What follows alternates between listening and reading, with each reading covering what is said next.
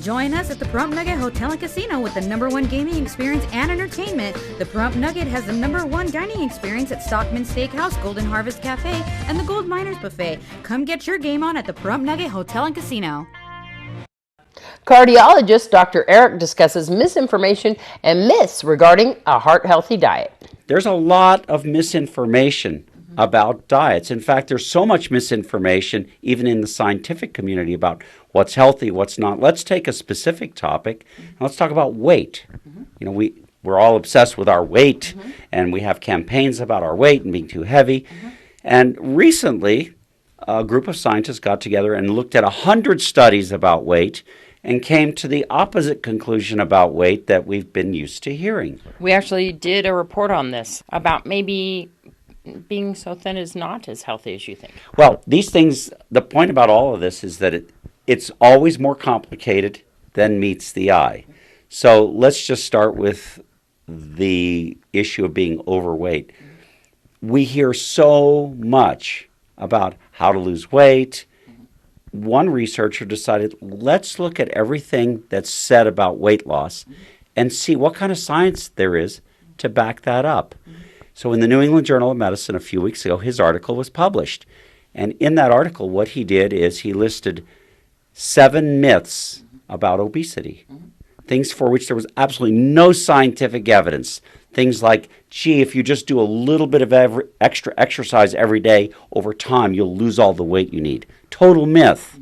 What about people who eat breakfast don't get as heavy?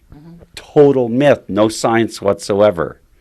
What about the business about consuming a low-fat diet, that's supposed to somehow help you consume less calories and keep your weight under control? No data whatsoever to support that.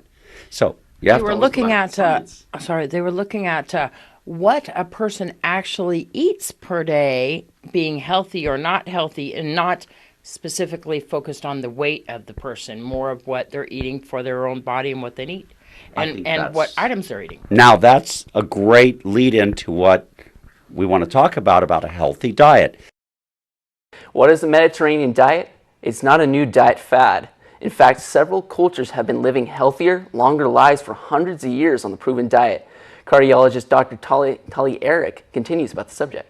So if you want to talk about a healthy diet, first you have to define, well, what is health? So in a study that was just reported with tremendous fanfare and scientific praise on February 25th, New England Journal again, in Spain, they looked at over 7,000 people and gave them 3 different diets. And these people were high-risk adults. They were smokers, they were heavy, they were diabetic. These are people who are high risk for disease. And why would they look at them? Well, because if there's going to be a difference, it's going to be more observable in a high-risk population. They'll be able to detect it. So they gave them 3 different diets. One was just a do whatever you want to do diet, regular diet. And the diet of a typical Spaniard is very similar to that of an American now, Western diet. They gave another group a low-fat diet prescription. And then the third group, they gave a specific Mediterranean diet.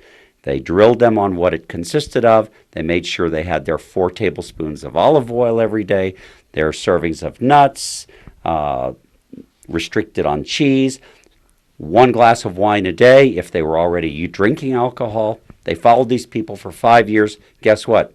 They terminated the study early at the 5-year mark because they were seeing more heart attacks and heart-related death and disease in the other population. And in the Mediterranean diet, saw much improved health. How can a person find out about that diet? Well, that study was just published. The reports about it are getting disseminated. If you just go to the paper in the New England Journal, it'll tell you in there what the ingredients of the diet were. But I mean, the average person isn't going to be able to go to the website and look that up. But if they start looking up Mediterranean diet, Google searching that, they're going to find references to these things and be able to construct such a diet for themselves. And remember, this diet worked for people, even though they were already diabetic. They were smokers. They were heavy. They were high risk. So that's a healthy diet. In this diet, 3 servings of fish a week, as opposed to 3 servings of red meat.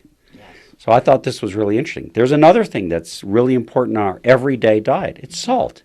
Salt is a toxin. It's been proven that this not only affects our blood pressure, but it affects the quality of our arteries, the hardness of our arteries, and the metabolism within them. So salt affects our whole body from our head to our toe, not just this measurement called blood pressure. And we now know that if we can restrict salt to 1.5 grams or less a day, which is about a third of what the average American consumes, we can save thousands of high blood pressure related events per year. That's heart failure, stroke, heart attack. Cost savings are estimated to be $10 to $25 billion a year to our system. And in our third part of the series, Dr. Eric speaks about the dangers of fast food and processed food. Because if you read what the scientists in the food processing industry have to say, they will tell you that the food is prepared, the processed food is prepared with a combination of sugar and salt to balance the different tastes. What you end up is with food products that have a lot of both in them. So what would you recommend a person to do? Well, it's just really clear. Processed food is harmful to health. That's clear. Fast food being the exemplary type of processed food. But food that is I'm not suggesting people be vegans. That's not what they did in the Spanish study. In fact, by the end of the study, most of the people who started on the Mediterranean diet said that their intention was to continue this diet because they preferred it. Yeah. You think that you might need all these extra flavors, but you actually change your taste and start enjoying that more. Well, again, the food chemists will tell us, and they know this to the great advantage of the companies that employ them, that our taste buds become acculturated to certain flavors, spices, and salt content. So a person should probably look into these types of diet, including the Mediterranean diet, which would definitely cut down on those red meats, which you think is important to heart health. It clearly is. I mean, we love the taste that we get from a good cut of red meat because of the fat content, but it's clear that shifting our diet in different directions promotes overall better health. And the World Association of Bench Pressers and Deadlifters held their 5th annual meet at the Pahrump Nugget last Saturday. We spoke to the organizer, Gary Miller. It's a worldwide organization. We call it WABDL. WABDL stands for World Association of Benchers and Deadlifters. I'm the Nevada State Chairman. I put on a Nevada State meet every year. The reason for a state meet is that those that qualify first, second, or third place in a state meet, they qualify to go to a world meet at the end of the year in November. Every year we have people from all over the world that compete. This past year in November it was in Las Vegas. The year before that it was in Reno. This meet right here in Pahrump, how many people do you have actually entering this? 34 this year. The economy has been real tough on people. Last year we had 59 from 9 different states. This year we only had 5 states involved, but we had 34 lifters, and so far it's been going pretty well. The beginning of the first part of this meet this morning, what did you have going on? Bench pressing. We just finished the bench pressing. We took a break to hand out trophies. We had several world records broken. We had lots of state records broken. After this break at 1:30, we'll start the deadlifting. You yourself are an award winner too as well. Yes, I hold 21 world records. I'm 62 years old. I weigh 146 pounds, and currently my world record bench press is 380.2 pounds, and my world record deadlift is 387. And we just spoke to Bill Prince just a minute ago, who also took home a world record too as well. Yes, he did. Bill's been my workout partner for 5 years. It's been a long time coming for him to actually get world records, and I'm very, very happy for him. Yeah, I won first place in the 75 to 80-year-old group at 198 pounds, and I bench pressed 311.8 pounds for a world record.